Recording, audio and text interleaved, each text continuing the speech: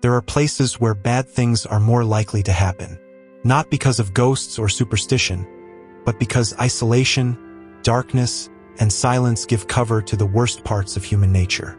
Remote patches of land surrounded by woods, swamps, and water have always been ideal hunting grounds for predators, and equally ideal dumping grounds for bodies. No houses, no cameras, no witnesses, just trees, dirt, and time. Along Interstate 45 in Texas lies one such place, a 25-acre stretch of barren fields and brush that locals would eventually nickname the Killing Fields. From the early 1970s until the 2000s, dozens of young women disappeared, and many of their bodies were later discovered in those same fields. The victims were between 12 and 25 years old. Some vanished walking home, others disappeared from pay phones or convenience stores. Some bodies were found, some never surfaced. Some cases had suspects, most had none. In 1984, 16-year-old Laura Miller became part of that terrifying pattern. Laura lived in League City, Texas with her parents, Tim and his wife. Laura was musically gifted, outgoing, and trying to find her place socially after experiencing seizures that forced her to leave school choir. That September, the Miller family had just moved into a new home. The phone line wasn't installed yet, normal for the 1980s. If Laura needed to call someone, she had to walk to a pay phone outside a nearby convenience store. On September 10, 1984, Laura wanted to invite her boyfriend over for dinner. Her father agreed.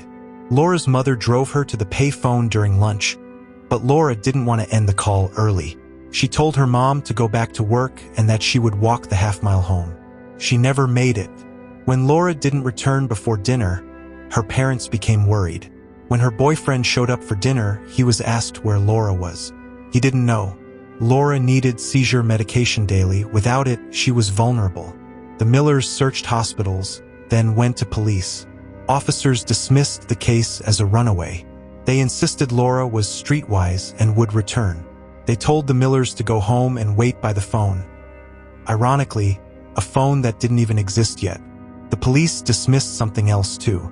11 months before Laura disappeared, on October 10, 1983, a 23-year-old woman named Heidi Fye also vanished after using that same payphone.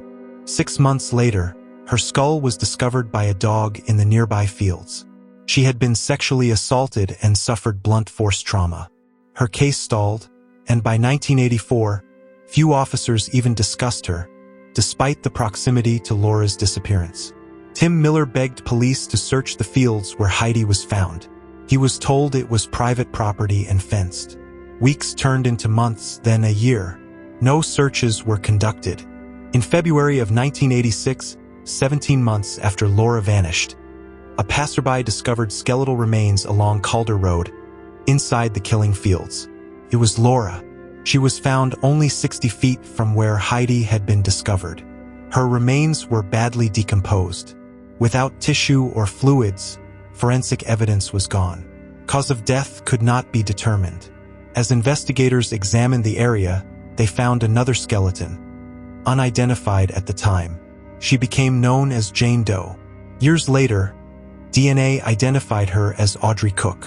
In 1991, a fourth body was found, Donna Prudhomme, for women in one concentrated patch of land, for victims taken years apart, for cases without resolution.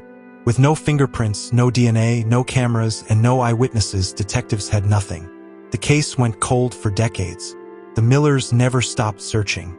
Years later, attention shifted toward a man who had lived just 2 doors down from the Millers back in 1984, Clyde Hedrick. Hedrick had a long criminal history involving kidnapping, attempted sexual assaults, trespassing, drugs, and violence. In 1984, just 2 months before Laura disappeared, another woman, 29-year-old Ellen Beeson, vanished after leaving a bar with Hedrick. Her body was found dumped on a dirt road. Hedrick told police she drowned accidentally and that he panicked. With no forensic evidence, authorities accepted his explanation. Years later, Ellen's body was exhumed. Forensic analysis found skull fractures and blunt force trauma. Her death was reclassified as homicide. Hedrick was convicted of involuntary manslaughter and served 8 years. Meanwhile, Hedrick allegedly boasted in prison that he had harmed multiple women. Former associates claimed he stalked girls, watched them in wooded areas, and transported objects in his truck late at night. One such associate even took Laura's father to a spot along Calder Road, the exact spot where Laura's body had been found decades earlier. Every detail made Hedrick look like the prime suspect, but the case lacked one crucial element: proof. In 2022, Tim Miller filed a civil wrongful death lawsuit against Hedrick, and the court ruled in Miller's favor, awarding a $24 million judgment and publicly naming Hedrick responsible for Laura's death through civil liability. Still, civil victory is not criminal conviction. Hedrick denied involvement. Prosecutors held back, citing insufficient physical evidence. With time, witnesses fading, and decades of lost forensic opportunities, the criminal case remained frozen. Then came the twist. In 2023 to 2024, investigators went back through decades of statements, witnesses, confessions, court records, and geographic profiling. They confirmed that Hedrick had lived near Laura before she vanished, that he frequented the same fields where bodies were dumped, and that Ellen Beeson, linked to Hedrick, had been killed in a near-identical manner before the killing fields pattern began. Investigators concluded that Clyde Hedrick was responsible for the death of Laura Miller, as well as at least 2 other women found in the fields.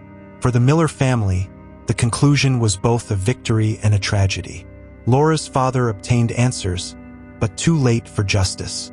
Hedrick was released from prison and today lives as a free man. Despite the civil ruling and investigative consensus, no criminal charges have been filed. Nearly 4 decades after Laura Miller walked to a pay phone, the killing fields remain one of the darkest unresolved clusters of disappearances in American history. At least 4 victims were found in that one patch of land. Dozens more vanished along the I-45 corridor. Some perpetrators are believed to be dead. Others may have never been identified. And at least one suspect, long suspected, legally implicated, but never convicted for Laura's death, still walks free. Melissa Patton was born on September 9, 1977, in Georgia. She grew up just outside Atlanta with her parents, Carl and Norma Patton, and her older sister, Tina. People who knew Melissa described her as friendly and outgoing. After finishing high school, she married her longtime boyfriend, Christopher Wolfenbarger. The couple later relocated to another area near Atlanta. They had 2 children together, a son named Joey and a daughter named Chrissy. Melissa devoted her time to her children and her home. The last confirmed communication Melissa had with her parents took place on Thanksgiving Day in 1998. She called them from her husband's grandparents' house. During the conversation, they discussed plans for Christmas, and nothing seemed out of the ordinary. However, when Christmas passed and Melissa did not show up, her family became worried. When she also missed her mother's birthday in February 1999, concern turned into alarm. Melissa's mother, Norma, went to her daughter's home. When she arrived, neighbors told her that Melissa and Christopher had moved away shortly after Christmas. No one in Melissa's family had been informed. Christopher did not report Melissa missing, and he did not contact her family. His silence was suspicious, especially considering he had a documented history of domestic violence toward Melissa. The lack of communication and the sudden disappearance raised serious questions. On April 29, 1999, a man discovered a garbage bag in a wooded area along Avon Avenue near Hartford Avenue in Atlanta. Inside the bag was the severed and bleached head of a woman. More remains were found on June 3, 1999, in another dumpster. The remains were sealed in trash bags and belonged to the same person. The torso was never recovered. Investigators noted that the dismemberment appeared to have been carried out with a saw. The locations where the remains were found drew attention. Both sites were close to a glass company where Christopher Wolfenbarger had worked in the late 1990s. Christopher had been dismissed from that job after being suspected of stealing a reciprocating saw, a tool capable of cutting through bone. The discovery increased suspicions, but at the time, investigators did not have evidence strong enough to make an arrest. The victim remained unidentified for years. In 2003, DNA testing provided an answer. The remains were identified as those of Melissa. The identification was made possible through a DNA sample from her father, Carl Patton, who had been arrested for unrelated crimes. When his DNA was processed, it linked him to the remains. During this same period, investigators uncovered a separate chapter in Carl Patton's past. Between 1973 and 1977, he had been responsible for 5 homicides in Georgia. 3 of those cases were known as the Flint River slayings. These crimes had been unsolved for decades. Carl later pleaded guilty to 4 of the homicides in March 2003 and a 5th in May 2003. He received a life sentence without the possibility of parole. For a short time, investigators considered whether Carl could have been responsible for Melissa's death. However, records showed he had been incarcerated before Melissa disappeared, ruling him out. With Carl excluded, investigators again turned their attention to Christopher. Years passed without an arrest. Evidence was limited, and the case became cold. In 2024, detectives reopened the file with new forensic methods and technological tools. After reviewing the evidence again, investigators concluded that Christopher Wolfenbarger was the primary suspect in Melissa's death. In August 2024, officers located Christopher at his home in Griffin, Georgia. When they entered the residence to arrest him, he attempted to hide behind a dryer. He was taken into custody without further incident. On August 6, 2024, Christopher was formally charged with killing Melissa. During a press conference, Detective Shepard stated that Christopher had been a person of interest from the beginning and that probable cause had finally been established. When asked what specific evidence led to the arrest, investigators declined to provide details to avoid compromising the ongoing case. For Melissa's family, the arrest provided a sense of resolution. They had suspected Christopher for many years. Melissa's mother said she believed the family was nearing the end of the process and hoped for a conviction. Melissa's sister, Tina, said there had never been doubt about who was responsible. Melissa's remains had been identified more than 2 decades earlier, but it took until 2024 for charges to be filed. The case now moves through the legal system as the evidence is prepared for court. Danielle Houchins was born in 1981. Her mother, Cheryl, often said that from the time she was little, Danny was the center of her world. They were extremely close, and everyone around them could see the bond they shared. On the morning of September 21, 1996, 15-year-old Danny left her home in Belgrade, Montana. She planned to spend some time alone near the Gallatin River, at a fishing access area she had visited many times before. For her, it was a quiet place to relax, far from noise and crowds. Nothing about that morning seemed unusual. When evening came and Danny did not return, her family grew concerned. They contacted authorities and began searching. Her truck was soon found parked near the river's access point. The doors were unlocked, and her belongings were still inside. There were no obvious signs of danger, but Danny was nowhere in sight. As the hours passed, more people joined the search, worried about what might have happened. Before the day ended, the search came to a tragic end. Danny's body was discovered face down in shallow water not far from where her vehicle had been parked. Investigators later learned she had been assaulted and suffocated. Her attacker pushed her head into the muddy ground until she could no longer breathe. What began as a normal fishing trip had turned into a nightmare. For nearly 3 decades, no one knew who had taken Danny's life. Suspicion surrounded the case for years, but without solid evidence, the investigation stalled. The case eventually went cold, though her family never stopped asking for answers. In 2019, detectives reopened the file. Technology had advanced greatly since the 1990s, and they hoped forensic science could reveal what the original investigators could not. Evidence collected from Danny's body and clothing had been carefully preserved, including hair and biological samples. These items were sent to a specialized DNA laboratory for new testing. Modern techniques were able to extract a usable DNA profile. That profile was compared against Cody's, the national DNA database used by law enforcement. No matches came back. For most cases, that would have been the end. However, detectives chose to try a newer method, genetic genealogy. This type of investigation compares DNA not just against criminals, but against public genealogy databases that contain samples from millions of people. With a court order, investigators obtained access to the data. After weeks of analysis, a breakthrough appeared. The DNA linked to a family line that led detectives to a 55-year-old man named Paul Hutchinson. He lived in Dillon, Montana. At the time of the crime in 1996, he had been in the area for graduate school. He had no criminal record and no known connection to Danielle. In July 2024, detectives arrived at Hutchinson's home. They asked questions about his past and about that day in 1996. Investigators later described him as nervous, uncomfortable, and unable to give clear explanations. The conversation lasted nearly 2 hours. When detectives left, they believed they had finally identified their suspect, but they did not place him under arrest. Only hours later, Hutchinson called authorities asking for assistance. By the time first responders reached him on the side of the road, he had taken his own life.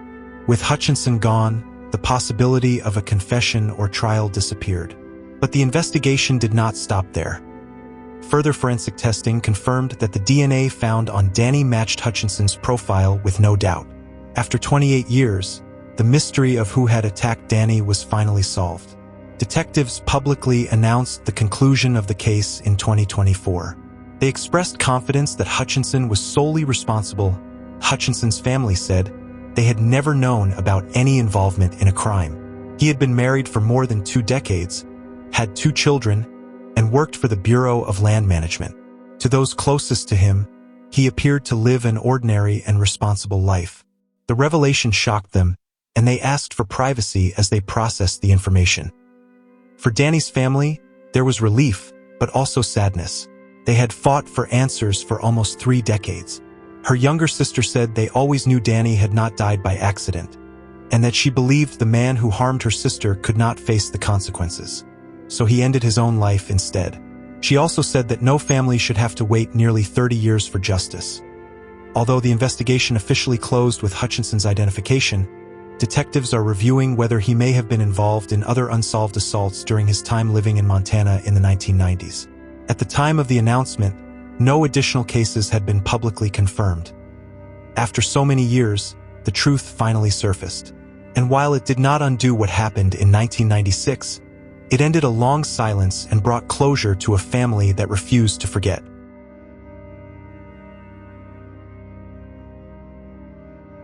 In 1993, in Indianapolis, Indiana, the quiet life of a 19-year-old woman suddenly vanished without explanation. Days later, a discovery inside an apartment would reveal a level of violence that detectives struggled to understand, and a mystery that would take more than 30 years to solve. On March 22, 1993, Carmen dropped off her father and her little brother at their Southside Indianapolis home. She told them she needed to go home to wash her Pizza Hut uniform. At the time, she was a waitress and lived in her own apartment. 2 days passed, and no one heard from her. At Pizza Hut, managers noticed Carmen had missed several shifts and wasn't answering calls. They checked her emergency contact and reached out to her father. Worried, he drove to her apartment. When he arrived, he found a handwritten note taped to the door. He scolded Carmen for being noisy late at night. The door was unlocked. Inside, the apartment was silent. Then, in the bedroom, he made a discovery that would haunt the family for decades. Carmen was lying on the floor, lifeless. She had been stabbed more than 60 times. The scene showed signs of a struggle: overturned furniture, scattered clothing, and blood spatter across the walls. The level of violence suggested intense rage, but no one knew why. Detectives searched the apartment and found no signs of forced entry, suggesting Carmen knew her attacker. There was DNA at the scene and blood on a paper bag in the kitchen.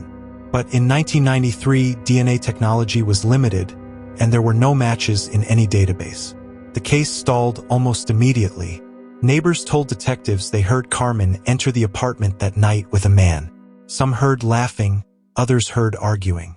One neighbor recalled a woman's voice shouting, "Get off me," followed by thumps and banging. Around 1:30 a.m., hurried footsteps were heard leaving the apartment. No one called police. The only response was the complaint note left on her door. Detectives interviewed former boyfriends and others who lived nearby. No suspects emerged. Without leads or forensic matches, Carmen's case went cold. Years turned into decades. But while the homicide case stood still, another part of the story moved forward, quietly and unexpectedly. In 2014, an Indianapolis police captain began reviewing Carmen's case in his spare time. He raised funds for advanced DNA testing and created a website called Justice for Carmen. In 2018, detectives sent preserved DNA from the crime scene to a specialized laboratory. In November 2023, investigators re-examined public records to identify who lived near Carmen in 1993. One name stood out, a man named Dana Shepard. At the time Carmen was killed, he lived in the same apartment complex. Shepard was 21 years old in 1993. He eventually moved away and built a life in another state. Using genetic genealogy, detectives were able to narrow the profile. Shepard became the prime suspect. In early 2024, detectives traveled to Missouri, where Shepard was working as a janitor at the University of Missouri. When confronted with a warrant for his DNA, he was visibly nervous and shaking. His DNA was collected and sent for comparison. In June 2024, the results came back. Shepard's DNA matched the profiles from the paper bag and from the biological evidence found on Carmen's body. After 31 years, detectives finally had their answer. On August 3, 2024, Shepard was arrested and charged with the murder of Carmen Van Hus. When detectives attempted to question him, he refused and asked for an attorney. He was held without bond and awaited extradition. For Carmen's family, the arrest was a moment they never expected to see. After decades of silence, the name of the man believed to have taken her life had finally surfaced. But the case still left questions. Why had she been targeted? Did she know him? And what happened inside that apartment on the night of the attack? Investigators believe Shepard acted alone. They also confirmed that his past arrest records placed him in the same complex, sometimes in a unit just seconds away from Carmen's apartment. Both units shared a connected hallway and a laundry room. For 31 years, Carmen's case was frozen in time. Modern DNA technology, combined with genealogical analysis, finally solved what traditional police work could not. In 2016, firefighters in Lexington, Kentucky were conducting sonar training along the Kentucky River when they detected several submerged vehicles resting on the riverbed.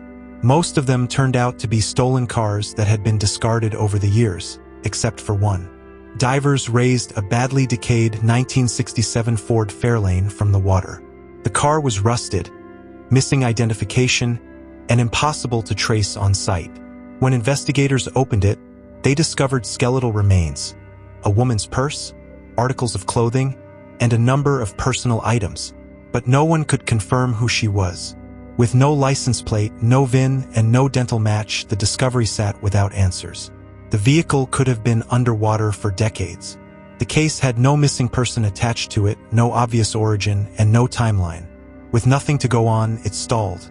In 2017, District Chief Christopher Warren took interest in the case and began to research missing persons from the late 1960s and early 1970s.